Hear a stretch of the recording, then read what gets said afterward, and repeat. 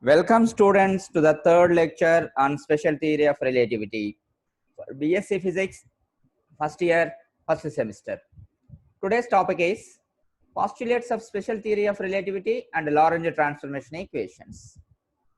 So far we have learned about theory of relativity, what are the theories of relativity, Galilean transformation equations and its drawbacks in first lecture. In second lecture, we have seen Michelson-Morley's experiment and its null result. In first lecture, the drawbacks of Galilean transformation equations are electromagnetic principles or electrodynamics equations are not invariant under Galilean transformations. This is the first drawback of Galilean transformation equations. The second drawback of Galilean transformation equations is whenever the objects are moving with the velocity of light or nearer velocities of light, the Galilean transformation equations are invalid for that objects. Galilean transformation equations are invalid for the objects which are moving with the nearer velocities of light. In second lecture, we have seen Michelson-Morley's experiment. The aim of this experiment is to find the existence of ether in the inverse. Michelson and Morley has conducted this experiment with interferometer and they come to a conclusion that there is no fringe shift in that interferometer. But theoretically, there should be a fringe shift. If ether is there, there is a fringe shift of 0.4. But practically observed that there is no fringe shift at all. This contradictory result is called null result. And they concluded that there is no ether at all.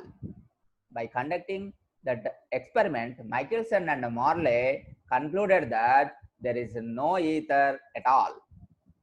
To explain this null result of Michelson and Morley's experiment, Albert Einstein has proposed the special theory of relativity in 1905.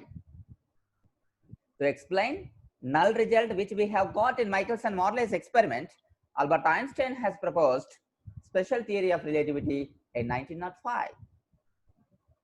There are two postulates. There are only two postulates in special theory of relativity. See, the postulates are, first postulate is, all physical laws are same in all inertial frames. All physical laws are same in all inertial frames. This is first postulate of special theory of relativity.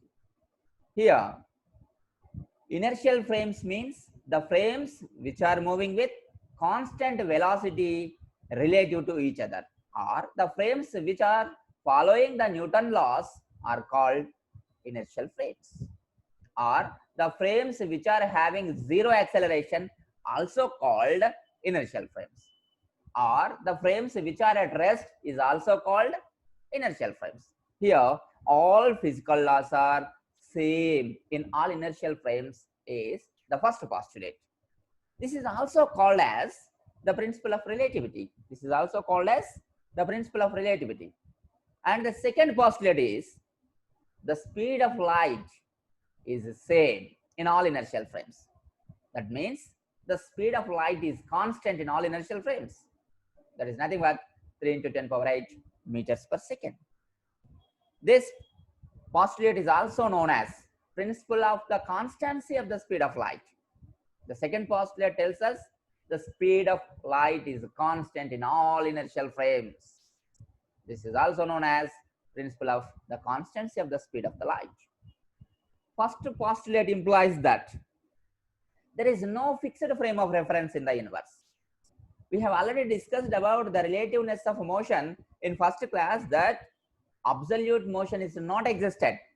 There is no sense for, no physical meaning for absolute motion. It should be referred with one frame of reference or with a fixed point. Therefore, first postulate implies that there is no fixed frame of reference in the universe, and it is impossible to demonstrate absolute motion. Only the motion of the objects or bodies relative to one another has the physical meaning.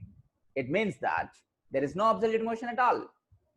This is the essence of a first postulate. Let us see what second postulate tells.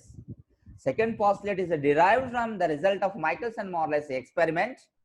According to this second postulate, the speed of light is the same in all directions or all inertial frames. It is the greatest velocity which we can achieve on the earth. It is the greatest velocity which can be existed to be obtainable, that is velocity of light. This is the second postulate tells.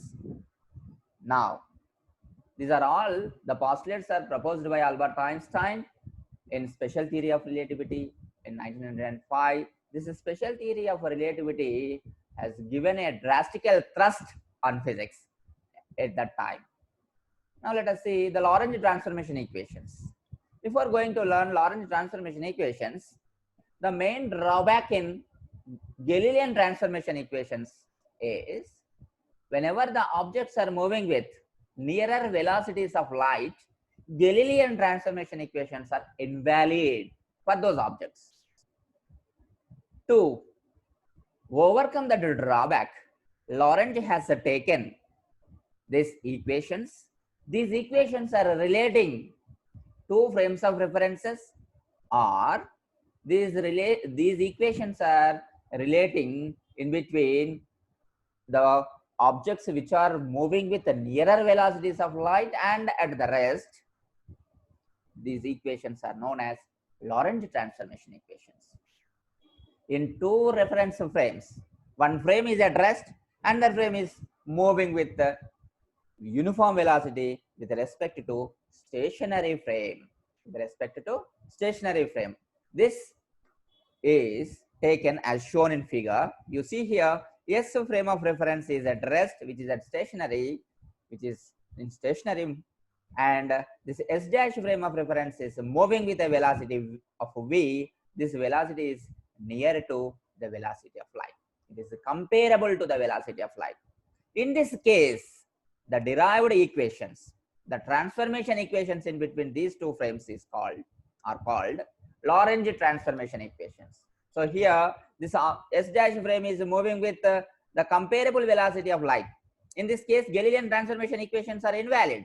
So that Lorentz transformation equations are valid whenever the frames are objects which are moving with the comparable velocities of light.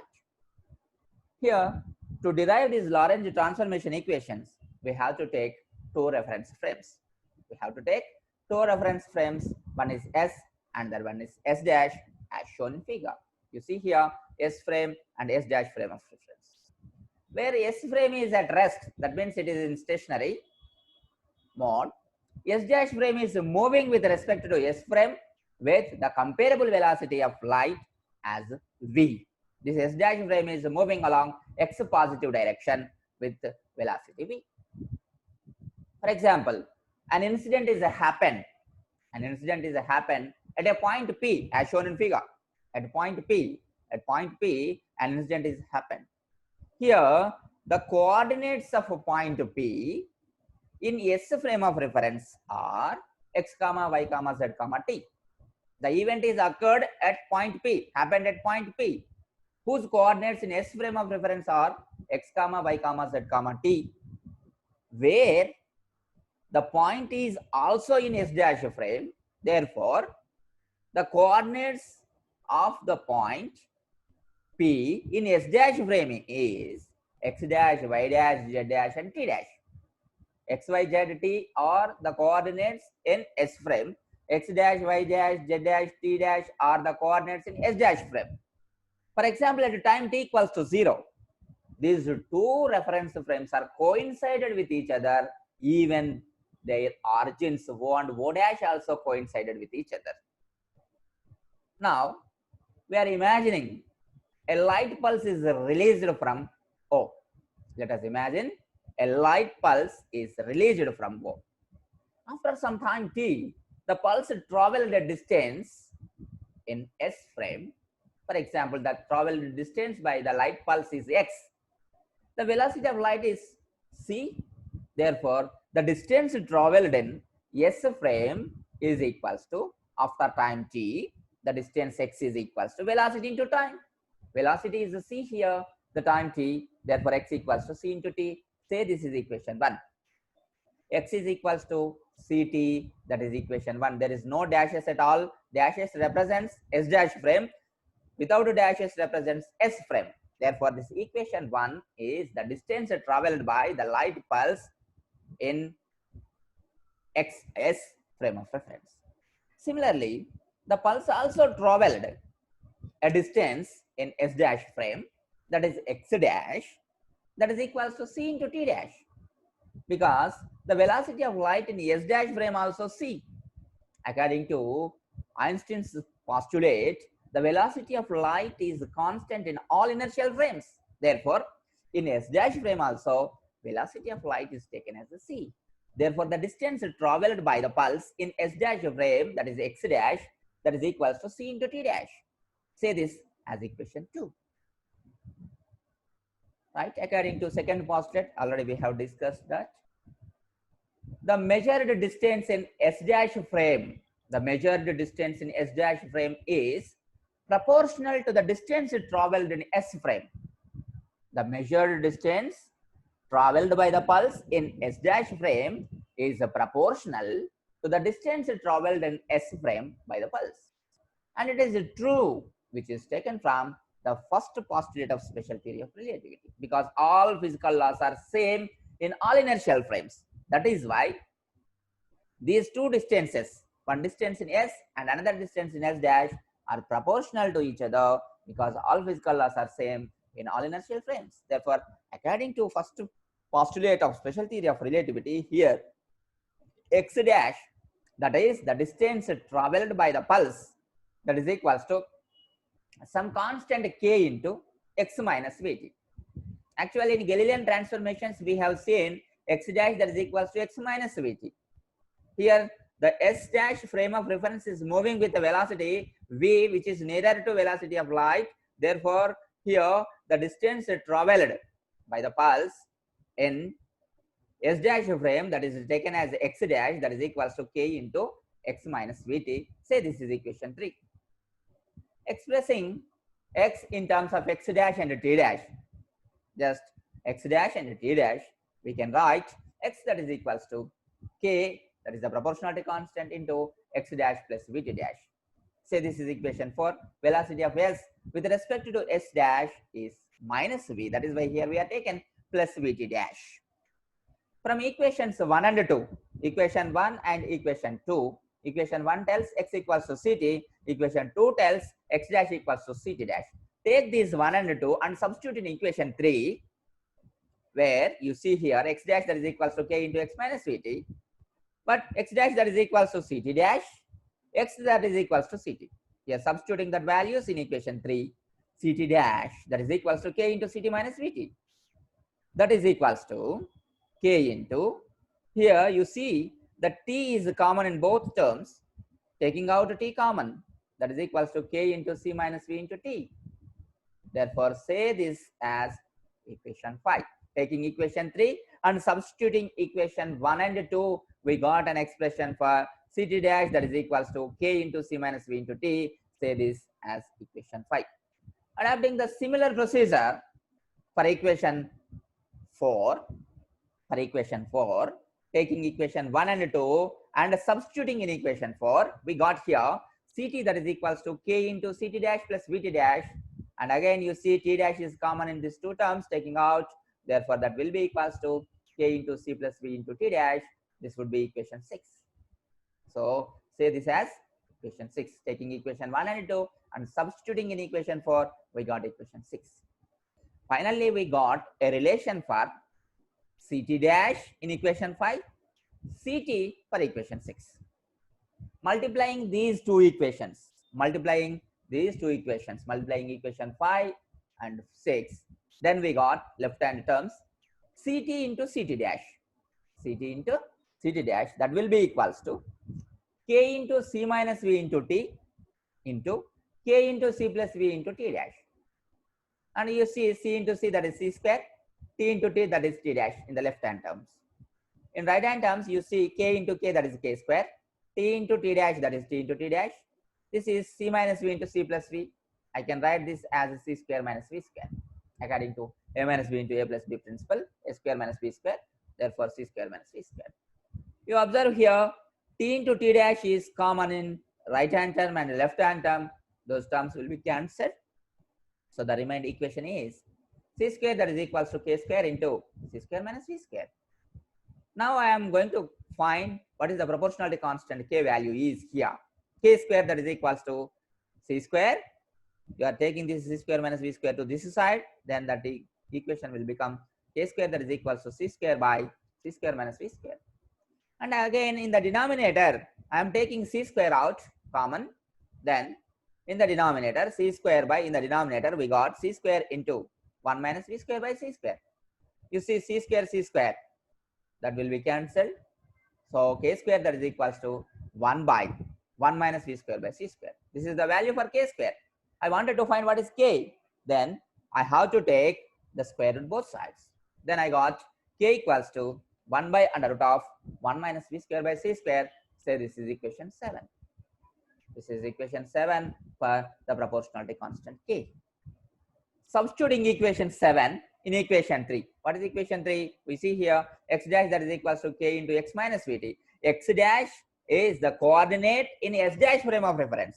Therefore, the value will be x dash that is equals to k into x minus vt. K into x minus vt. So the value of k is here from the equation 7 which we have got there. X minus vt divided by 1 minus v square by c square. X minus vt divided by 1 minus v square by c square. Say this is equation 8. Here the frame of reference s dash is moving along x positive direction. There is no relative motion along y and z axes. Therefore, y dash equals to y and z dash equals to z. Say equations are 9 and 10. This is as similar as in Galilean transformation equations. Dividing equation 8 with c. Dividing with the c, the equation 8. Then you see equation 8 which we got just now, x dash that is equals to x minus vt by under root of 1 minus v square by c square. Dividing with the c, then what we get? X dash by c that is equals to x minus vt by c into under root 1 minus v square by c square. X dash by c that is equals to writing c in the denominator for x minus vt individually. I get x minus c minus vt by, this is not x here, this is c, vt by c. Vt by c. This is typographical error. Therefore, x dash by c that is equals to x by c minus vt by c divided by under root 1 minus v square by c square. Say this is equation 11. From equations 1 and 2, we can write t dash that is equals to x dash by c and t equals to x by c. Therefore, substituting these values in above expression, x dash by c that is written as g dash that is equals to x by c is written as a t into vx by c square. Vx by c square, because in this expression we have already vt there, substituting t value that is x by c. Therefore, we got t minus vx by c square by under root of 1 minus v square by c square. This is equation 13. Equation 13. Equation 8, that is nothing but x dash that is equals to x minus vt by under root of 1 minus v square by c square. Equation 9, y dash equals to y. Equation 10, z dash equals to z.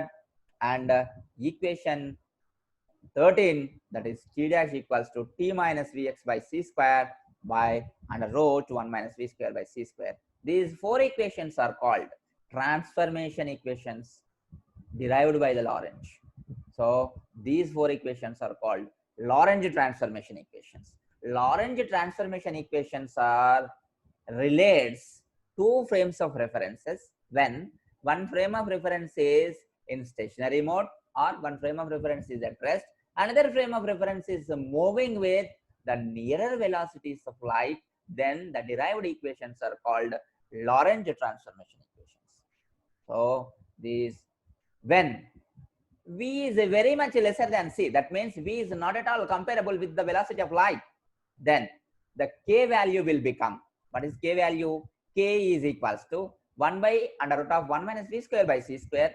Whenever v is very much lesser, that means v square by c square is in the denominator, v square by c square value will be bigger.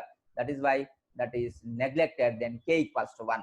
So whenever the velocity of S dash frame is very much lesser than velocity of light, the k value is 1.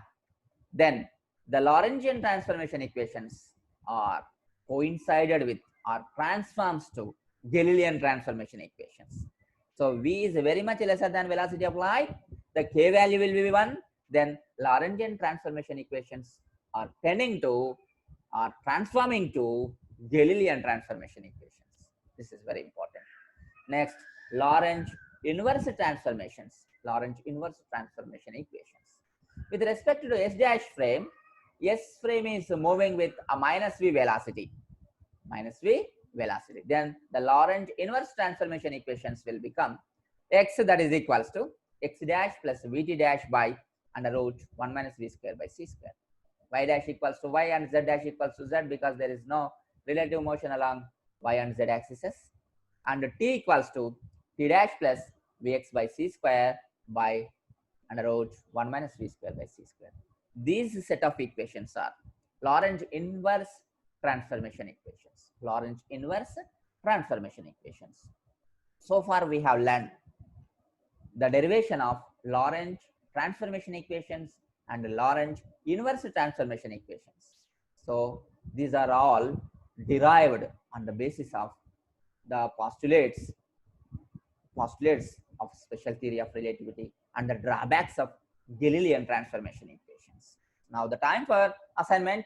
Write the postulates of special theory of relativity, and second one is derive Lorentz transformation equations. These two are the assignments.